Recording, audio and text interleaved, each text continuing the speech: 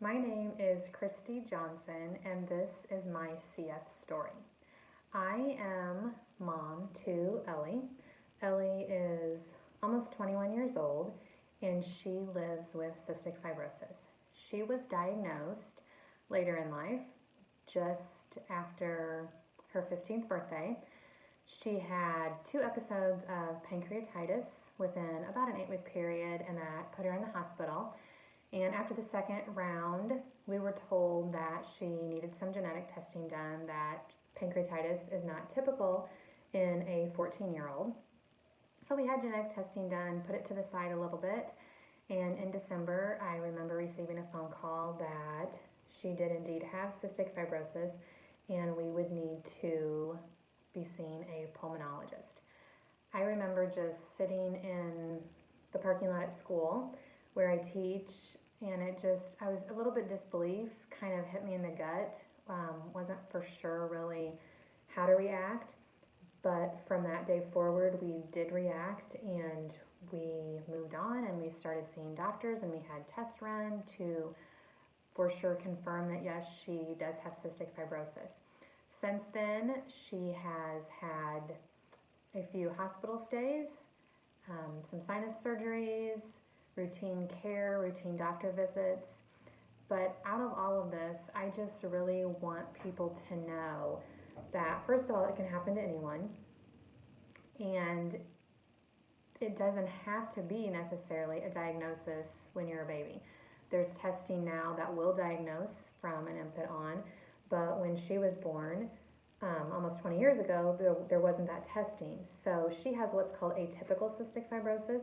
She has one of the main delta F508 genes and then 2 variants. So that is most likely why we did not detect it until she was 14, almost 15. So like I said, it can happen to anyone. And so many people think of cystic fibrosis as a lung disease, and she's kind of one of those that doesn't follow the rules. We say she's a rule breaker, and it hasn't settled in her lungs. Right now, her lungs are pretty clear, and we pray that it continues to stay that way. She does have other side effects. She can have the reoccurring pancreatitis. She sweats out her salt, so she has to be extra careful with her salt intake and things like that. Her cystic fibrosis and bacteria have settled in her sinus cavities, so she's had some pretty major sinus surgeries over the past 2 or 3 years.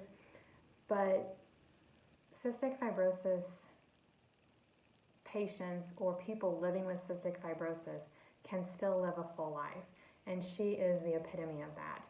She graduated from high school. She just finished her second year at Lincoln Land in Springfield. She recently was married 2 weeks ago. She was married to the love of her life, and she has transferred to U of I in Champaign, and she plans to get her bachelor's degree, and then her dream is to be a vet, so she wants to apply to vet school. So I want people to know that when you're diagnosed with something like this, it's not the end of everything. And a lot of it is your attitude. I am most proud of her for her attitude, and she is determined. She is not going to let anything stand in her way. She is not going to let this disease define her. She has more strength and more grit and more determination than anyone I know. She has faith. She has the belief that she can do anything and that she can defy the odds. And it's because of that I think she has stayed relatively healthy and been so successful. I just want people to know, what can they do? What can I do for cystic fibrosis? I don't know someone with it, or, what can I do? Donate. You can donate. I didn't know that 5 years ago. I'd heard of it, but in the last year, the Cystic Fibrosis Foundation has done more for Ellie's life than I could have imagined 4 or 5 years ago when she was diagnosed.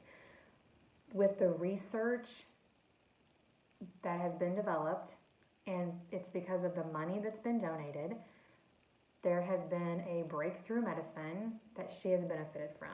Trikafta is a medicine that treats patients exactly like her. patients that have one main gene and two other variants. Without the research, without the money, without the generous donations of people, she would not have this medicine. And this medicine is something that she's already seen the benefits of. She started it in November, and we've already seen the benefits. And it's just because of donations from anyone that has allowed her to feel better. And she has hope, and we have hope that her, along with other patients living with CF, can have a longer life, and that she can enjoy her life and everything it has to offer. So I would just ask that if you want to do anything, that you please consider making a donation.